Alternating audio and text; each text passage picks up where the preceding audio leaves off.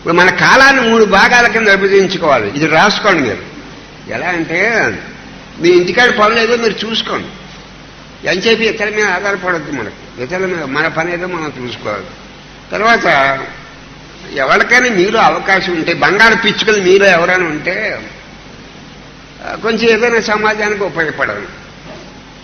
ఇక్కడ రమణ మహర్షి గారి సూత్రం ఏంటంటే, ఇతరులకు ఏ సహాయం చేసినా ధన సహాయం అవ్వచ్చు, మాట సహాయం అవ్వచ్చు, లేదా ఏదైనా సేవ అవ్వచ్చు, ఇతరులకు నువ్వు ఏదైనా సహాయం చేస్తే అదంతా నీకే తిరిగి వచ్చేస్తుంది.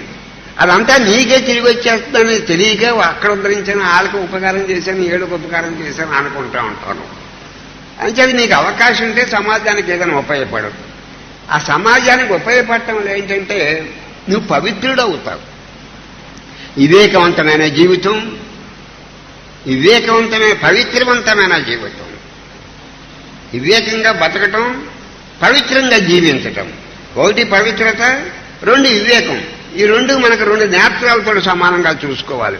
ఏది ఈ నేత్రంతో, 2 నేత్రాలతో సమానంగా చూసుకుంటూ ఉండాలి. 2 నేత్రాలతో అంటే 1 పవిత్రత, 2 వివేకం. తర్వాత మనం ఏదైనా పని చేసినా నిర్మలంగా చేసుకెళ్ళాలి. రాముడు ఎంత నిర్మలంగా చేస్తాడో పని చేసేటప్పుడు నిర్మలంగా చేయాలి, నిశ్చలంగా చేసుకుంటూ వెళ్ళాలి రాముడు. ఇంకా 3ఏది ఏంటంటే, 1 నీ ఇంటికాడ పనులు ఏదో శ్రద్ధగా చూసుకో, వాళ్ళ మీద ఏళ్ళ మీద ఆధారపడకు నువ్వు.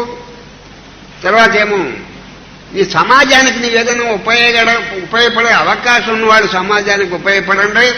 అయితే భగవంతుడు మీకు అవకాశం ఇచ్చాడు కాబట్టి సమాజానికి ఉపయోగపడే అవకాశం మీకు ఉన్నప్పుడు మీరు సమాజానికి ఉపయోగపడితే రాబోయే జన్మలో ఇంక ఈ అవకాశం కూడా మీకు రాదు.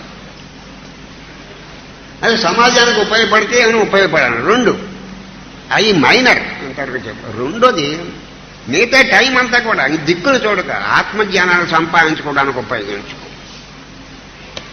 ఈ 2 చిన్నవి, మామూలుగా మన వ్యవహారానికి సంబంధించినవి. ఇంకా మిగతా టైం నీ చేతిలో ఎంత టైం ఉందో అంత ఆత్మజ్ఞాన సముపార్జన, ఆత్మజ్ఞానం అన్నా, మోక్షం అన్నా, స్వర్గరాజ్యం అన్నా ఇవన్నీ ఉంటే పేర్లు తేడా.